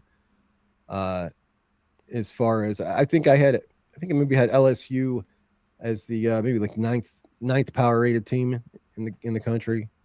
So somewhat squaring with that, but I got Clemson as the number 4 team in the country. I think Clemson is a legit national championship contender. LSU is kind of a fringe national championship contender. This is the way I would look at it. But that Texas A&M one really surprised me for sure. What about Miami being the highest ranked team in the ACC? Yeah, definitely shocking to me. I do think Miami is maybe better than they're being given credit for. Kind of nationally, I think the narrative kind of feels like Cam Ward's gone and they didn't get it done with him, so now they're going to be on this backslide. I don't see that happening. And I know Carson Beck was not great last year, but everybody was comparing him to the Carson Beck the year before, who was fantastic. And he definitely, he had some really clunky games with some weird decisions. Like I think like three interception games Oh my gosh. on the year, which was just bizarre. But if we can find a quarterback that was somewhere in between 2023 and 2024, that's a really good quarterback, Sam. Amen. And if that's what he brings to Miami, I mean, they're cooking again. They're cooking again, like they really are. Yeah, my research, which factors in projections due to coaching or recruiting, like I sometimes project the younger players where they'll be, not just looking at last year, had Miami as the most talented team in the ACC. I just gave Clemson the better I did ranking too. because they have a lot more experience. But I think that if you gave, like, I think that if Miami and Clemson both had Cade Klubnik, I think Miami would be better, like straight up. Like their roster in theory should be that good. Like they're not quite Ohio State, Alabama, Georgia, Texas, Oregon, but they're the next step behind that, I think. They've got some dogs. They really do. And they've been Yes. doing it for several years now. Mario's a good recruiter. They've been definitely helping him financially. He's getting a lot done that he needs to get done. He's got a stockpile of offensive and defensive linemen. They had an 8-guy defensive line class 2 years ago. Like they've got dogs, and it's just a matter of can they get over the hump and quit with the boneheaded games. They even won a couple games last year that they shouldn't have. It was just I predicted them to win the ACC and be the playoff representative before the year last year. So I was really disappointed because I took a lot of crap for that from people being like, "You're insane," and I wasn't. No, They you got weren't. they had the talent to do it. They just they fumbled it. They fumbled it away, man. But no, I'm kind of with you here. Yeah. Yeah. I have Miami going to the playoffs this year. I think that Heatherman at defense, it won't be instant, and that defense was bad last year, so I don't think it's going to be this awesome unit. There'll be disorganization and chaos, but I think it'll be much better than it was last year. Final two things with FPI. Arkansas was ranked at 22nd, and Mm-hmm. then Nebraska was ranked ahead of Indiana. Any thoughts on those? Yeah. So I too have Nebraska ranked ahead of Indiana. So I think they're brilliant. And uh, Arkansas is like, I don't have any idea where that's coming from, Sam. I don't get it at all. Um, Granted, I don't follow Arkansas a ton or really track their recruiting too much because it's never so great. And there's really nothing there. Like they'll pop up every year and do something like beat Tennessee, right? And that's like the big thing they do. And you watch them that one game and you're like, oh, what a plucky little team. And they're tough and they good offensive line play. But they're never a top 25 squad. They're just not. No, I don't understand it at all. especially with all they lost. I mean, I think Kentucky and Ole Miss plucked their best offensive linemen, and then they lost a lot on defense. And Josh Pate, when he was asked about Arkansas, his first words were literally deep sigh, I don't know. Like it's pretty lifeless at Arkansas. I think that Pittman's gonna be done after this year. Yeah, I feel like we hear that every year. I don't understand. But it's funny. Arkansas is always the program that the SEC guys will say, like, and the SEC is so good. Like, you just look at a doormat like Arkansas. If you picked up Arkansas and plopped them into the SEC or the Big 12, where do you think they'd finish? And they all sit and they talk, oh, fourth, third. And last year, Arkansas went into Oklahoma State and Oklahoma State beat them. A very bad Oklahoma State. I think what were they 3-9 last year? Yep, 3-9 and got basically blown out by every Big 12 opponent except for Texas Tech. So Pate was beginning to make that argument. He was beginning to go there, like Arkansas. What would they do at Oklahoma? They just played there. Never mind, they lost. He was going like, what would they do playing? What if you put them in the Big 12? Which is this is a common thing. Like they've said this for 20 years, and he was starting on that, and they had just lost to Oklahoma State. It was so funny. Yeah. Yeah. What happens when you add Oklahoma and Texas to the SEC is your programs like Arkansas, life gets a lot harder for them. Like way, way harder. For sure. I think personally that I'd be very shocked if Nebraska ended the year above Indiana. But then again, maybe I'm the crazy one there. Like that's something where I look at these two teams and I think that, man, if Indiana and Nebraska played again, Nebraska with some of the questions they have on the D line and with, DB, and Indiana, they're not as talented. But when you look at, proven production, I think Indiana is at least the same, maybe better, on top of the coaching difference in last year's matchup. I think to myself, I think Indiana would have their way with them. And Nebraska fans won't like that. Nebraska fans love me. I think they're on the right path with Rule.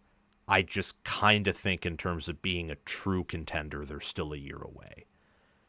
And heck, maybe because it's my first ever year of picking Nebraska to not go 2 or 3 games over their win total, maybe they'll actually go 2 or 3 games over their win total. They tend to disappoint, don't they? Yeah. I've picked them to go to a bowl game every year my channels existed, and they only just did it last year. So, yeah. Interesting. Last but not least, before we get off, and it's been an absolute blast having you on, your preferred playoff format. You talked about it some on your channel. You talked about it some with me over text. Explain it to us and your disagreements with the other models, the 5+11, the 4-4-2-2-1-1. So I want to start here, Sam. I think what's going on right now is a big fake argument between the SEC and the Big Ten. I think Greg Sankey is totally posturing. I think he, along with Tony Petitti, both support the same model, which is the 4-4-2-2-1-3, a 16-team playoff with the automatic qualifiers. And I think what he's trying to do right now is show that he is fulfilling what he, the SEC and the Big Ten signed on in that deal, meaningful consultation. They need to fulfill that. And what he's doing right now is posturing to let his coaches know that he heard them, and he is pretending like he is, really torn as to what to do now, but knowing all along that he wants the automatic qualifiers, and ultimately will decide to go with Tony Petitti with that model. And the reason that I think all this is because the SEC desperately wants to go to the 9 games in conference without penalty. And by penalty, I mean taking those losses. How are you going to negate that? Well, there's only 2 ways they can negate that: by changing what the committee does and how they grade strength of schedule. And who's going to be against that? Well, the Big Ten. They're not going to go for that. So the only way that they can all agree and get what they want, and there are several ADs in the SEC who were apoplectic that they were potentially not going to support the automatic qualifiers because ESPN has already offered them $5 million a school to add that 9th game in conference. The only way that happens is if the committee changes their protocol or they get automatic qualifiers. The Big Ten will not support them changing the strength of schedule metric to whatever the SEC wants. The SEC already gets the benefit of the doubt from the committee when it comes to, we can just look every year. We could look, they get an extra loss. We know they do. And that's with 8 conference games. What do they want? 2 extra losses? The Big Ten's not going for it. So if we talk about the playoff format that I believe they both want and that we're ultimately going to get, is it good? Is it bad for us? My preferred playoff method, I would take us back to the 4-team and stick it there forever. That's my preferred method. But what's Amen. Best for us, the college football fan, what gives us the most? My opinion is that they are on the right track, and this is the format that is going to give us the most, take away from us the least, and I'll explain why. So the SEC and the Big Ten in the 4-4-2-2-1-3. The SEC will now go to 9 games. What's that give us? It gives us a bunch more games that we're going to be interested in watching. In addition to that, the SEC and the Big Ten want to play the SEC Big Ten Challenge. The Big Ten will now play that with them. They weren't going to play it with 8 games. So we then now get that entire week of SEC Big Ten matchups. So that's 2 great weeks we get. In addition, they create this conference play-in weekend, which is going to bring them a huge amount of money that they weren't formerly going to have. So they get their money, they're happy, and we get this conference championship game that now has huge rewards because of the way they set up the bracket in 16, where the first place team gets 2 rounds of byes essentially. And then you get those play-in games between 3-6 and 4-5. And that's going to be a really fun weekend. So we get all that. The 5-11 doesn't give us any of that. The SEC doesn't go to 9 games. The Big Ten won't play them out of conference. And we don't get any of those play-in conference games. So in addition to that, in the 5-11, we continue to see guys like Matt Rule not play out of conference games, and we're going to see more than more in that. It was no coincidence last week that Ryan Day came out and said, the SEC plays 8 games, we play 9. That's not fair. And if you want to keep seeing teams like Ohio State play Texas, they're going to need to go to 9 games. That on the same day, Sam, it was released that Ohio State in 2029 is playing Navy when Ohio State had been scheduling out a conference home and home with Texas, Alabama, and Georgia. Those Bama and Georgia series do not get played. They're getting canceled. I'm 100% sure of it if the SEC doesn't go to 9 games. So that Navy release was intentional, squaring with his comments that day. If we stick to the 5-11, we will continue to see these out-of-conference games falling by the wayside. Now, there were some like Joel Klatt and Josh Pate arguing for the 4-4-2-2-1. The 4-4-2-2-1 is death to out-of-conference competition. Joel Klatt said we need the 4-4-2-2-1 to continue, so coaches will continue to play them. They'll play them. They'll absolutely play them in the 4-4-2-2-1 because they don't matter. They get to make money and they don't matter. You get nothing for winning them. You get nothing for losing them. What do those look? Well, that's a bowl game, right? Nothing for winning, nothing for losing. We see how that goes when you task teams to play for pride. Now you're going to ask them to do it at the beginning of the year before they go play the games that matter. Jeremiah Smith isn't playing against Texas. Arch Manning isn't playing but a quarter in that game. Like, that's what we got to look forward to in a 4-4-2-2-1 format. Now, Josh Pate came out and said the way I would fix that is I would have a committee for each conference. Oh, that's a lump of garbage. Never work. If you and I, Sam, were in that committee, we could do some cool things. So let's say we're judging last year, we're looking at Indiana, we're looking at Ohio State. Well, by conference standings, Indiana is the higher seed. But Indiana lost to Ohio State. Ohio State also beat Penn State. We might look and say, hey, we think Ohio State should be ranked ahead. And by that way, we can level off conference disparity. The way that the schedules are so different. And there's some coolness to that. I do like that. But to think that anybody would go for not just the main committee, which still needs to exist because you have to seed the teams, and there is still that one at-large bid that goes to Notre Dame or someone else. You now have the main committee and now committees in conference. Do you know what the general public would think if they came out with that? Like, as much as the general public hates the committee, now we're going to have 3 or 4 committees. I don't think it would fly, Sam. I just don't think it would fly. And it's acting so like... you need the 4-4-2-2-1-3. And the reason you need it, Sam, is because those 3 at-large bids at the end there, if you are Ryan Day now when you're playing Texas, well, I'm thinking if I win this game, if I have a bad conference schedule or I don't make it through my conference, I can win an at-large bid. What's the best way to get a one-up on everybody else fighting for that? A big out-of-conference win. So what happens if I lose? Well, nothing. It doesn't affect my conference standings. It might hurt me if I'm for the at-large bid, but it incentivizes playing them. It incentivizes winning them, and it's not a huge penalty if you lose. So because of that, because of the 3 additional great weeks of football, the 4-4-2-2-1-3 that they're both pushing and that I think we are going to get is going to give us, the college football fan, the most, in my opinion. So that's what I got, buddy. I think you may have won me over with that. As someone who I think 2 weeks ago said that the 4-4-2-2-1-3-1 model, or maybe it's the 4-4-2-2-1-3. Yeah, that's what it is, model. I mocked it live on air because of the 2 play-in games that I still personally think are stupid. Because at that point, to play 5 games to get to the Natty means you aren't getting to the Natty. At least that's kind of my interpretation. And I think that having a double bye in college football is the most anti-college football thing. But what do I know? I agree, though, that it absolutely incentivizes non-conference games to be played. I think that in the 5+11 are the best. I think the 4-4-2-2-1-1 is a disaster. If that were to happen,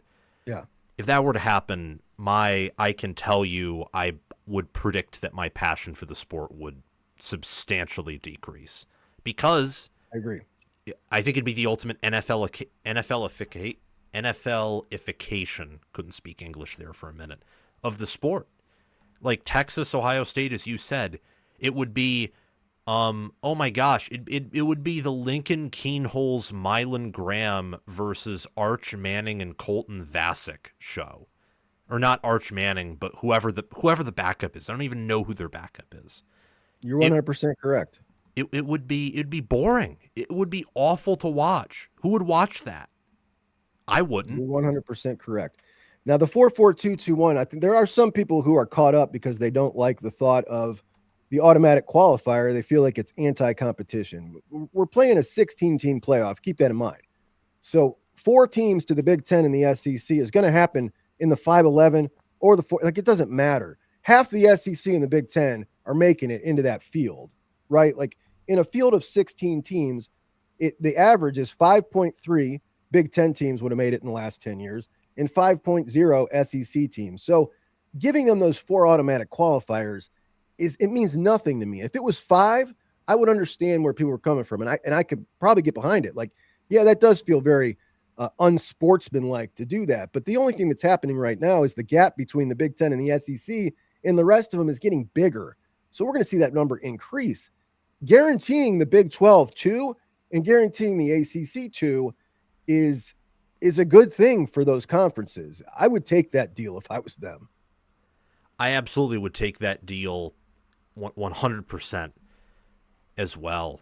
I think that with the 3 at-large bids, 3 at-large selections, I think that gives some wiggle room to where if the ACC has a stronger year or the Big 12 has a stronger year, or the SEC or the Big 10 have a really strong year, then you have some flexibility to give a more deserving conference some extra slots that they would not get in the proposed 14-team model. Like in the 14-team model, kind of everything is, I don't know, there's just, it really rubs me the wrong way. It comes across as the most NFL thing you could do because it's all based on who finishes at the top of their conferences. You're right. And there are some things that people don't like, and some people, and I'm one of them, like if you stay with the 5-11, I would be fine with that. Like the only thing I don't like about the 5-11 is that we see the trend of what's going on with the coaches. We don't get the SEC to play the 8th game or the 9th game, and we see that these out of conference are falling by the wayside, and I hate that. This preserves them in the 4-4-2-2-1-3. But as someone who likes the committee, I love the selection process. What are we arguing about at the end? We're arguing about the last couple of teams that get in. In the 4-4-2-2-1-3, we still get that. We get to enjoy that selection of those last couple teams. Like, that's fun. I like that part. I get what you're saying with those conference playing games, and some people will push back at saying what they don't like about the 4-4-2-2-1-3 versus the 4-4-2-2-1-1 is that those conference games, like let's say Ohio State last year, in Indiana, they would have been the 4 or the 3 and the 4 seed. Indiana would have played Iowa. Ohio State would have played Illinois. And the reason they don't like it is because you can go and now Indiana plays Iowa and Indiana loses. Well, now they have a safety net. They have an at-large bid to get them in, and they want that to be of max consequence. Now, I would argue Indiana at 11-1 should have a safety net available to them if they lose that game. Because by giving Iowa this opportunity to have a one win, and you're in the playoffs after an 8-4 season. That's a bit much. I don't really like that. And it kind of takes away from Indiana's body of work the whole year to me, that they can go 11-1 and get knocked out with one loss at the end before the playoffs start.